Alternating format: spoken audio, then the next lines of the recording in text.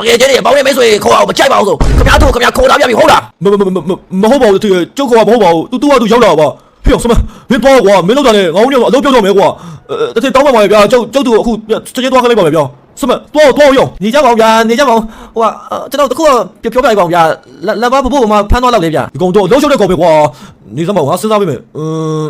မင်းနဲ့လမ်းပါနဲ့ဟိုးရမူချိုကလေးကမင်းတို့အမြဲတမ်းရန်ချင်းပြီးတော့ဖြစ်နေကြလမ်းကြားလေးလေအေးအဲ့လမ်းကြားမှာရှိဖို့များမယ်ကွာဒီကောင်မင်းတို့ပြန်လာရှာချင်တိုင်းအဲ့လမ်းကြားမှာပဲသူ့ရဲ့သူမိုက်ဖွင့်နေအမြဲတမ်းအချမ်းစီတိုင်မနေကြကွာအဲ့မှာမင်းသွားရှာကြည့်လိုက်လမ်းပါနဲ့ကျွန်တော်နဲ့မူချိုတွေကရန်ချင်းဖြစ်နေကြလမ်းကြားဟာကျွန်တော်လမ်းပါနဲ့ကအချစ်ဆုံးတကယ်ချင်းထားပါဦးဗျာထားပါဦးဟုတ်ကဲ့ကျေးဇူးပါဗျာဦးလေးတို့မြေအခုလို့နဲ့ကျွန်တော်ဝိုင်းစသားဗျာကဲချိုကားကြီးမဟုတ်ပါဘူးတသေးချိုကားကြီးကျွန်တော်ခွင့်ပြုပါဦးဗျာဝါတော့ရောက်မင်းရောက်လာတဲ့မှာငါတော့ရမပြီးအောင်ဝါရောက်အမြတ်သွားတိုင်းရောက်ဟုတ်ကဲ့ပါဗျာဟောက်လိုက်တာဗျာလုံးမရောကဲဦးလေးတို့မြေသွားပြီဦးဆိုင်ကိုကျွန်တော်သွားပြီဗျာဟာရောက်ပြီ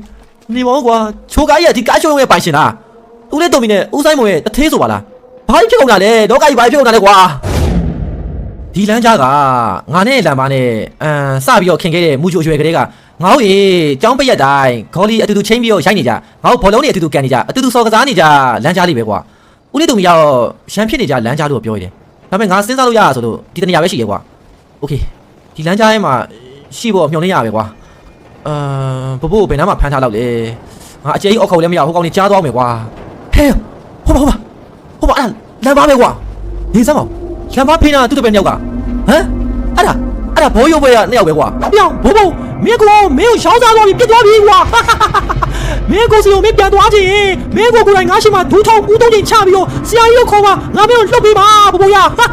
မဟုတ်ရင်တော့မင်းလည်းမင်းကိုလိုပဲခေါင်းခွဲပြီးတာမှတ်တော့ကွာဟာမလုပ်ကြပါနဲ့ဗျာဘိုးကြောက်ပါရဲ့ဘိုးမရိုက်ကြပါနဲ့ဗျာဘိုးကြောက်ပါရဲ့ဗျာဘိုးကြောက်ပါရဲ့ဟမ်ဘိုးဟုတ်ကဲ့ဒါဘိုးဝဲကွာ